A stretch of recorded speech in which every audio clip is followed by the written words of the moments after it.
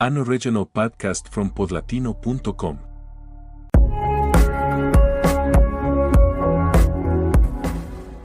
On the warm summer evening of July 2nd, 1991, more than 15,000 fans packed the Riverport Amphitheater in Maryland Heights, just outside St. Louis, Missouri. They had come for one reason: to see Guns N' Roses, the most dangerous band in the world at the peak of their fame. The group had built its reputation on unpredictability, chaos, and Axl Rose's volatile personality.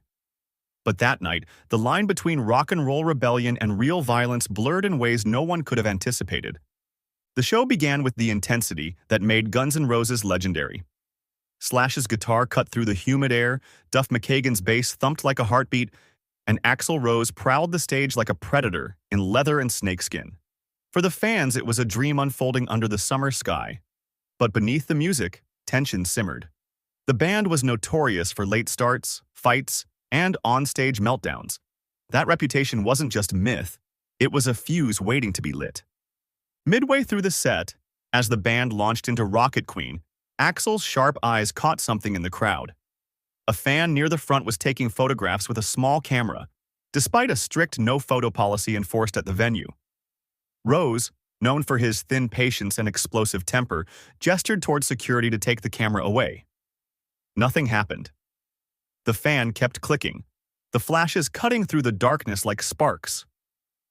Rose, visibly furious, shouted at security. Still, they did nothing. Then came the moment that turned a concert into chaos. Axl stopped singing, leapt into the crowd, and tackled the fan himself. Shockwaves rippled across the amphitheater. For a brief, surreal moment, the lead singer of the biggest rock band in the world was brawling with a fan in the middle of the audience. Security rushed in, dragging Rose back to the stage. His shirt was torn, his face red with rage. He grabbed the microphone and declared, "Well, thanks to the lame-ass security, I'm out of here."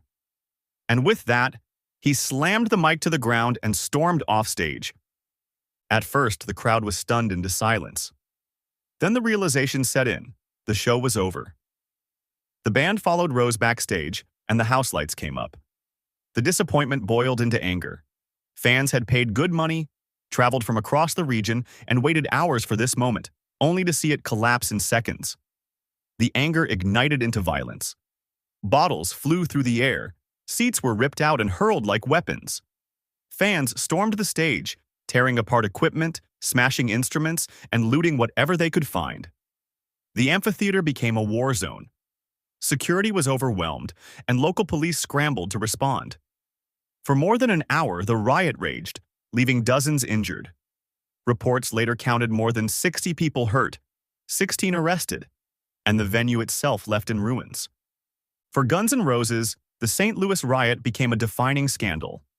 The band was sued for damages, and Axl Rose was charged with inciting a riot. Though he denied responsibility, his decision to jump into the crowd and abandon the stage was seen as the spark that lit the fire. Rose would avoid trial by agreeing to community service, but his reputation as one of rock's most volatile frontmen was cemented. The riot also deepened the band's mythology. In the years that followed, the words St. Louis became taboo in Guns N' Roses circles. Rose himself famously wore a t-shirt during later shows that read, "Saint. Louis sucks." Fans of the city, still bitter about that night, booed the band's name for years. The Riverport Amphitheater, scarred by the incident, carried the stain of the riot in its history.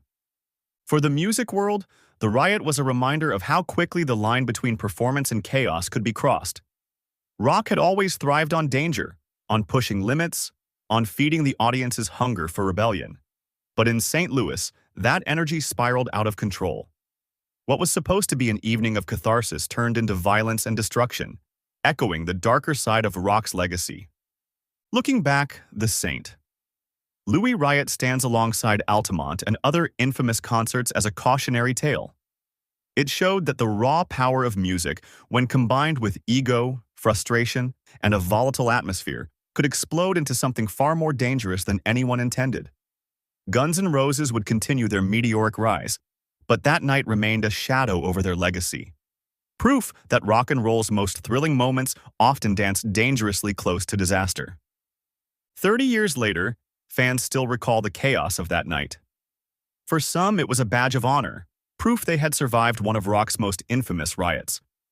For others, it was a betrayal, a night where the band they loved turned on them. Either way, the Saint. Louis Riot remains etched into the DNA of Guns N' Roses, a reminder that sometimes the greatest crime in rock is losing control.